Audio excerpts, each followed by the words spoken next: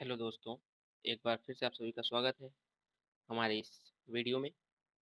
इस वीडियो में हम बात करेंगे कुछ न्यूमेरिकल्स की, चैप्टर 3 के कुछ न्यूमेरिकल्स की।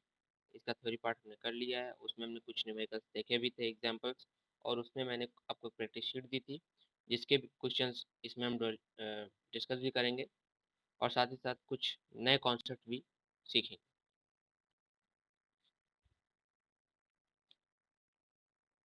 तो एरर, जिसको हिंदी में त्रुटियां बोलते हैं, इस टॉपिक में कुछ पॉइंट्स छूट गए थे जिनको मैं इस वीडियो में कवर कर रहा हूँ। तो पहला पॉइंट ये था अब्सोल्यूट एरर। एरर भी कई टाइप्स के होते हैं, इसमें हमने पहले 2-3 टाइप्स के एरर देख लिए थे, जैसे कि random errors, list count error.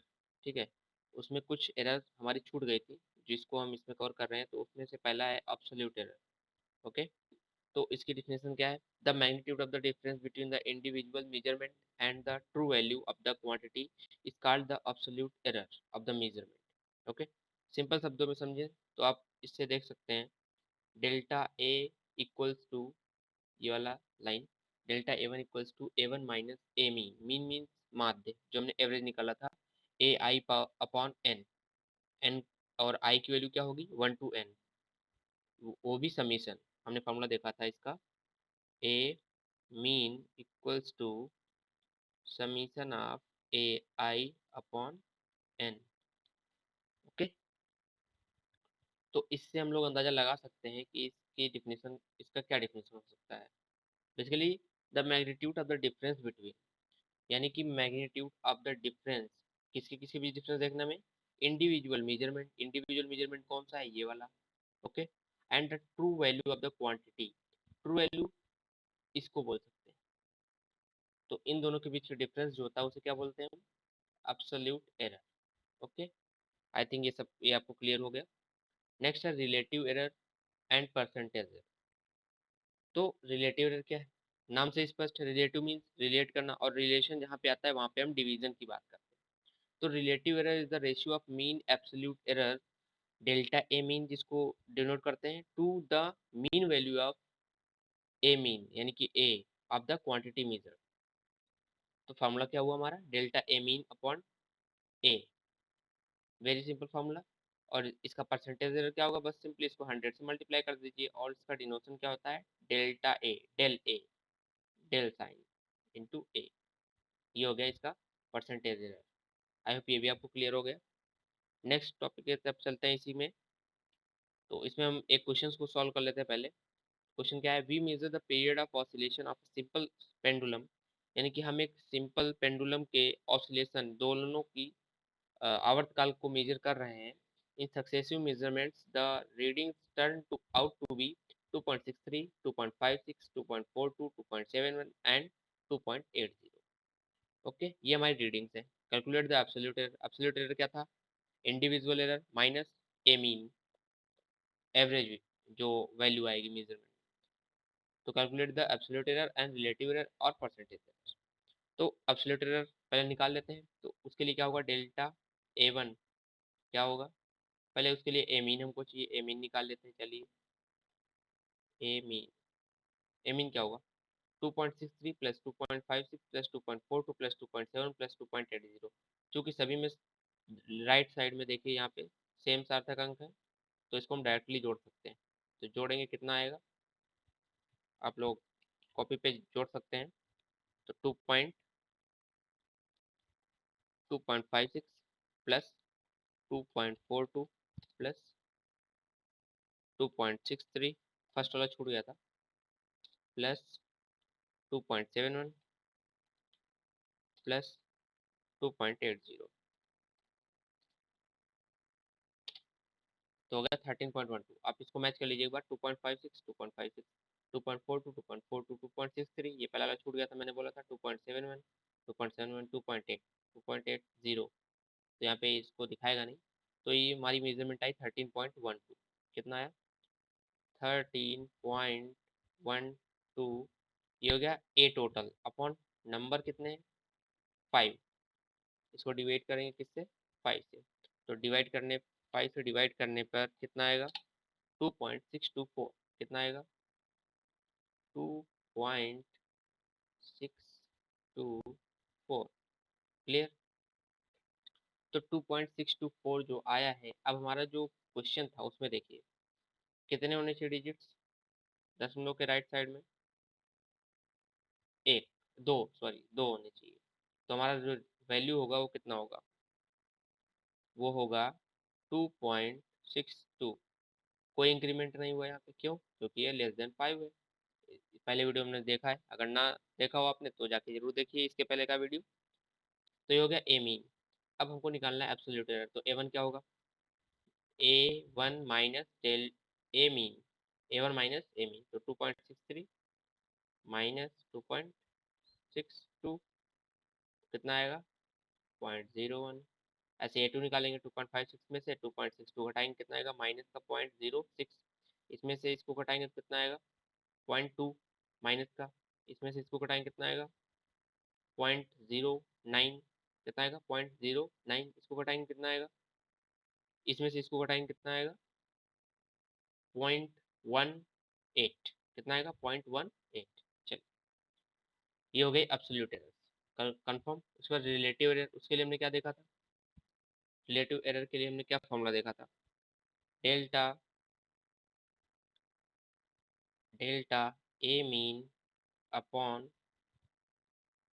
ए मीन, ये देखा था।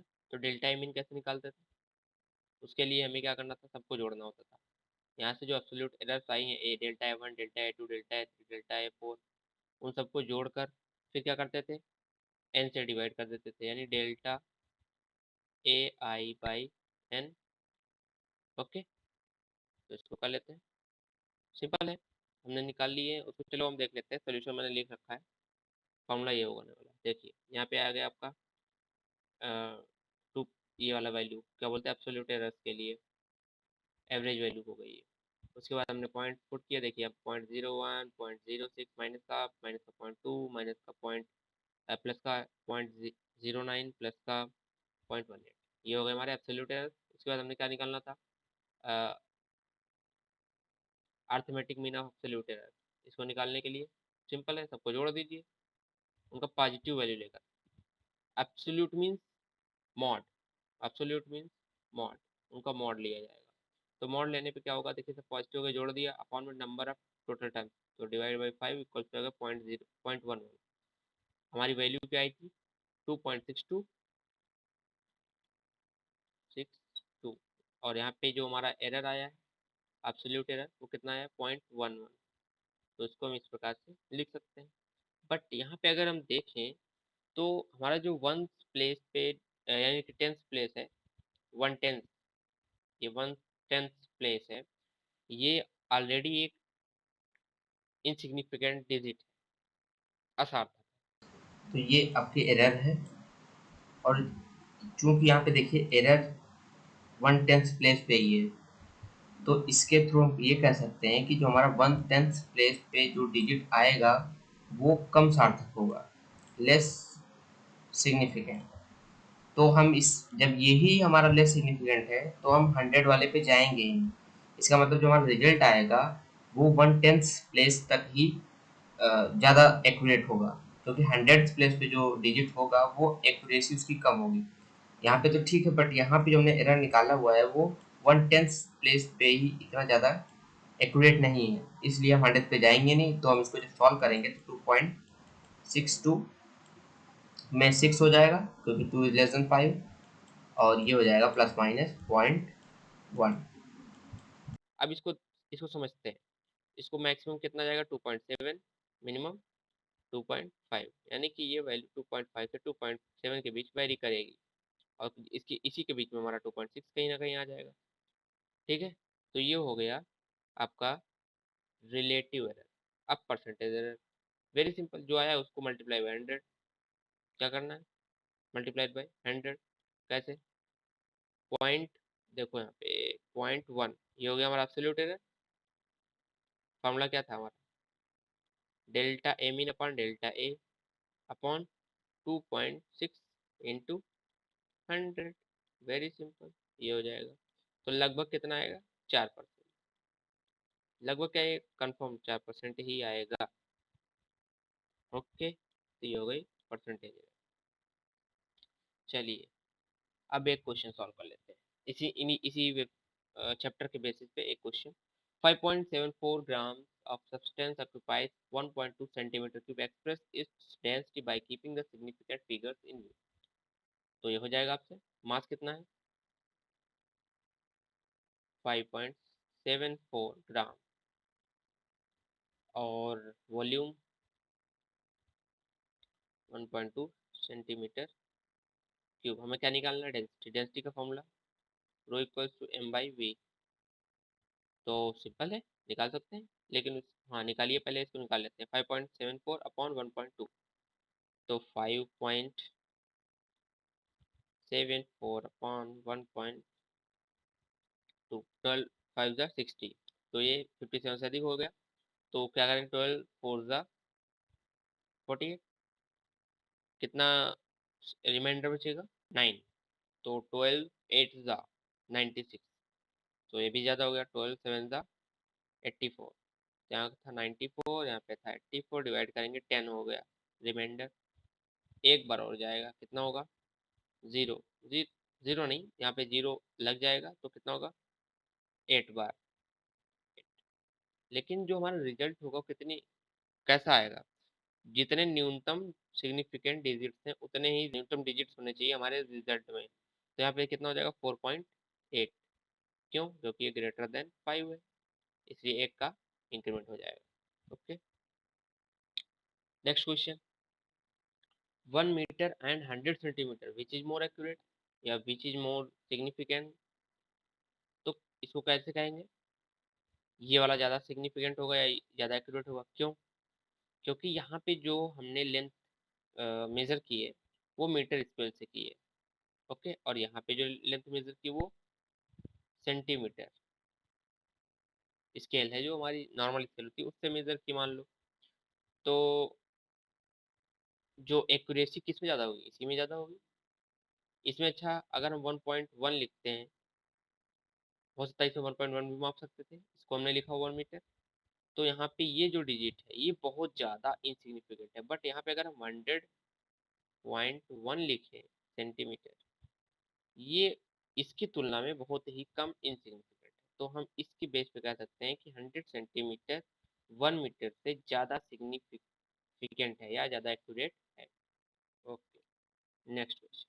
इन a market when we buy 1 kilogram tomato और potato by a physical balance, यानी कि जिसको हम तराजू बोलते हैं normal, in these option which measurement will be correct to note it. तो कौन सी मेजरमेंट उस केस में ज़्यादा एक्यूरेट होगी, या सॉरी, उस मेजरमेंट में कौन सा, इन तीनों में से कौन सा ऑप्शन ज़्यादा सटीक होगा उस माप के लिए, उस माप को नोट करने के लिए। तो 1 kg 1.0 kg 1.00 kg, क्योंकि वहाँ पे वो हाथों से तराजू लेकर, हाथों में तराजू लेकर उसकी माप कर रहा है, ठीक है। तो वहाँ पे ग्राम तो होगा नहीं, ओनली किलोग्राम होगा वहाँ पे। बाट जो होगा उसका वो कितना, वो किलोग्राम का ही होगा। तो किलोग्राम का अगर बाट होगा तो उससे हम न्यूनतम कितना माप सकते हैं, 1 किलोग्राम। तो ये हमारा मेजरमेंट के ज़्यादा करीब होगा, ये वैल्यू जो हम देखेंगे ये गलत होंगे इस केस में। तो इस मेजरमेंट में ये फर्स्ट केस ज़्यादा एक्यूरेट होगा उस रीडिंग को नोट करने के लिए, क्योंकि वहाँ पे आप कह नहीं सकते कि ये ग्राम में कितना ज़्यादा या कितना कम। तो वहाँ पे हम लोग केवल बात करेंगे किसकी, किलोग्राम के रेट में, रेंज में। अब हम प्रैक्टिस शीट को भी सॉल्व करने का ट्राई करेंगे, चलिए देखते हैं। ये हमने प्रैक्टिस शीट दी थी पिछले वीडियो में। पहला क्वेश्चन देखिए, सटीक उत्तर वाले प्रश्न। सेकंड, अगले क्लास से हम लोग इंग्लिश में ही क्वेश्चंस को सॉल्व करेंगे, क्योंकि उससे नॉलेज बढ़ता है। अब यहाँ पे देखिए, इसमें जो टर्म आएंगे, जैसे यहाँ पे कुछ टर्म्स ऐसे ही आएंगे जो बहुत ही हार्ड लगेंगे, लेकिन हिंदी में उनका उनको समझना बहुत आसान है। जैसे यहाँ पे संभाव त्रुटि है, तो थोड़ा हार्ड होगा, लेकिन अगर ये बोले पॉसिबल है तो ईजी लगता है, और हमारा नॉलेज भी बढ़ेगा अगर इंग्लिश में देखेंगे क्वेश्चन। चलिए, एक समय अंतराल का मान 10.42 सेकंड लिखा गया है, इसमें सभी अंक बराबर सार्थक हैं, अंक एक सबसे अधिक सार्थक है, अंक दो सबसे कम सार्थक है, अंक जीरो निरर्थक है। तो अच्छा, ये लिखा हुआ है सबसे कम सार्थक कौन सा होगा, या यूं कहें निरर्थक कौन सा है, टू है, टू ही होगा। ओके, सबसे अधिक सार्थक कौन होगा, वन। कौन होगा, वन, तो ये तो हमारा सही हो गया। सबसे कम सार्थक कौन होगा, टू। कौन होगा, टू। जीरो निरर्थक है, गलत। सभी अंक बराबर सार्थक है भी गलत। तो यहाँ पे दो ऑप्शन सही है, क्योंकि अच्छा ये देखिए यहाँ पे आपने देखा नहीं होगा, उत्तरों भी लिखा हुआ है, मीन्स यहाँ पे मल्टीपल चॉइस हो सकते हैं। पूर्णांकन एक ऐसी प्रक्रिया है जो सिर्फ पूर्णांक संख्याओं पर की जाती है, संख्याओं को पूर्णांक बना देती है, निरर्थक अंकों को हटा देती है, संख्याओं के मान में वृद्धि कर देती है। तो पूर्णांकन क्या होता है? बेसिकली निरर्थक अंकों को हटा देती है। हम लोगों ने देखा था क्या, इधर से चलते हैं अंकों को गायब करते हुए। मान लीजिए सबसे अधिक निरर्थक कौन है, ये, उससे कम निरर्थक कौन है, ये, उससे कम ये, उससे कम ये, ऐसे ही देखते देखते हम लोग लास्ट तक जाते हैं। तो निरर्थक अंकों को ही वो हटाती है। क्या? पूर्णांकन। एक राशि को माप कर उसका मान 100.00 लिखा गया, इसमें कितने सार्थक है? 1 2 3 4 5, पांचों डिजिट कैसे होंगे? सार्थक। तो ये पहला ऑप्शन सही है। संभावित त्रुटि कितनी हो सकती है? ध्यान से देखो, लास्ट वाला डिजिट सबसे कम सार्थक है लेकिन है सार्थक, तो इसमें त्रुटि हो सकती है। तो पॉइंट प्लस माइनस 0.01 ये संभावित त्रुटि हो सकती है, पॉसिबल है। अगला संभावित त्रुटि 0.01% है, ये भी सही है, हो सकती है। अगला संभावित त्रुटि 100% है, ये गलत है। इन संख्या में कितने सार्थक अंक हैं, सिग्निफिकेंट डिजिट्स हैं? तो यहाँ पे देखिए 1000 कितने डिजिट्स हैं? 4। इसमें इसमें भी 4। इसमें मैक्सिमम की बात की जा रही है यहाँ पे 5। कितने हैं? 5। और इसमें ये अंक नहीं जोड़े जाएंगे, ठीक है, जब तक यहाँ पे एक नहीं है, मतलब कोई डिजिट ना आ जाए। उसके पहले के अगर जितने भी जुड़ गए उनको हम नहीं ऐड करते हैं सार्थक अंकों में। तो ये कितने हैं? 4। एक मीटर स्केल में प्रत्येक मिलीमीटर पर निशान बने, इससे नापी गई लंबाई में कितने सार्थक अंक है? बताइए मीटर स्केल से हम क्या क्या माप सकते हैं? 1 मीटर, 1.1 मीटर, सॉरी, अच्छा हाँ, प्रत्येक मिलीमीटर पर निशान बने, ठीक है। 1.1 मीटर, 1.11 मिलीमीटर, 1.111 मिलीमीटर, इतने माप सकते हैं। अब देखो, इसमें एक सार्थक अंक भी हो सकता है, दो भी हो सकते हैं, तीन भी हो सकते हैं और चार भी हो सकते हैं। तो यहाँ पे चारों ऑप्शन सही है, आंसर सही है। इन संख्याओं को दो अंकों तक पूर्णांकित करें। 34 72, इसको देख लेते हैं।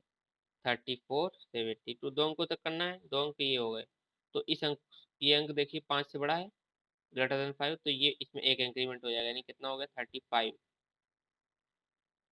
100। इनकी जगह पे 0 0 आ जाएंगे, ओके। ऐसे यहाँ पे देखो, यहाँ पे ग्रेटर लेस देन 5 है तो ये कोई फर्क नहीं पड़ेगा, यानी 84 हो जाएगा। यहाँ पे देखो, ये 5 के इक्वल है, बट ये डिजिट जो ऑड है तो इसमें एक इंक्रीमेंट होगा, यानी कि 2.6 हो जाएगा। यहाँ पे देखो ये इवन है, और ये 5 के बराबर है, तो यहाँ पे कोई इंक्रीमेंट नहीं होगा, यानी कि 28 ही रहेगा ये, ओके। एक बेलन की लंबाई तथा त्रिज्या वर्नियर कैलिपर द्वारा मापे गए, इनके मान क्रमशः 4.54 तथा 3.50 सेंटीमीटर है। बेलन के आयतन, तो आयतन के लिए क्या फॉर्मूला है? पाई आर स्क्वायर एच, सिंपल। इसको निकाल लेते हैं। पाई, चलिए इसको देख लेते हैं। Pi into R square, R कितना है? 4.54, 4.54 आर स्क्वायर इंटू एच, 3.5, कितना हुआ? 226.636। टू, कहाँ गया ये? 226.3, 226.636, 63, ओके, दो डिजिट तक ही जाते हैं, ओके। चलिए अब इसको देखिए, यहाँ पे हम जो हमने बेसिक वैल्यूज ली हुई है उसमें कितने सार्थक अंक है? दशमलव के बाद दो, तो इसमें भी दशमलव के बाद दो ही होने चाहिए, तो 226.63 ये करेक्ट है, ओके।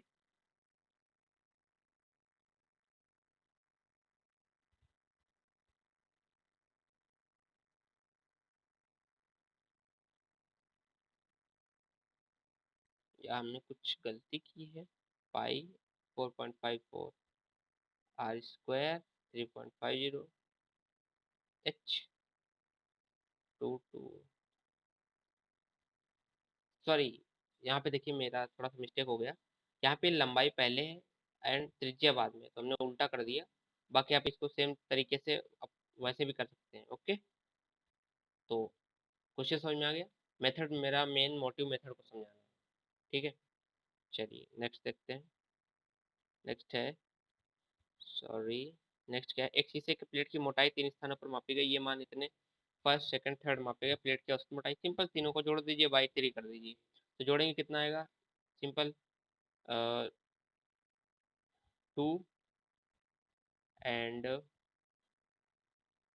1 2 3 एंड 4 2 यानी कि 6.42 बाई 3, डिवाइड कर दिए 2.17, उसके बाद 3333, तो कितना हो जाएगा 2.17।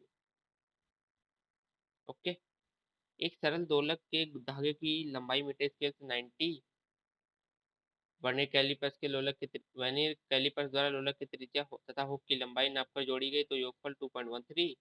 दोलक की प्रभावी लंबाई कितनी, प्रभावी लंबाई मतलब टोटल लेंथ, धागे की लंबाई प्लस लोलक की त्रिज्या की लंबाई प्लस हुक की लंबाई, तो जोड़ेंगे तो 90.0 प्लस 2.13। अब यहाँ पे दशमलव के बाद एक ही है, यहाँ पे भी दशमलव के बाद एक ही होना चाहिए, 90.0 2.13, क्योंकि 3 <5 है तो नो इफेक्ट, जोड़ दीजिए 92.1, दैट इज द रिजल्ट। उसके बाद एक वृत्त की त्रिज्या 2.12 सेंटीमीटर बताई गई, इसका क्षेत्रफल कितना होगा, pi R square, very simple question. Pi R square हम देख लेते हैं, पाई इंटू 2.12, 2.12 इंटू 2.12 कितना हुआ, 14.119, 14.119। इसमें देखो दशमलव के बाद 2 डिजिट, सॉरी, जो हमारा मेन क्वेश्चन में रेडियस दिया हुआ उसमें कितने सार्थक अंक है, 3, तो हमारे आंसर में भी 3 होने चाहिए, तो 14.1, चूंकि ये वाला जो डिजिट है वो लेस देन 5, तो ये हो गया हमारे सोल्यूशन, प्रैक्टिस। तो that's all for today class, we will meet in the next class with a new chapter, that's name is vector calculus. It's very important topic for you, for both students for who are preparing for JEE and who are preparing for boards exams. In both exams, this topic is very important. Hope your doubts are clear now. If there is any doubt, please comment in the comment box about your problems. Okay, I will definitely answer your questions. Thank you very much.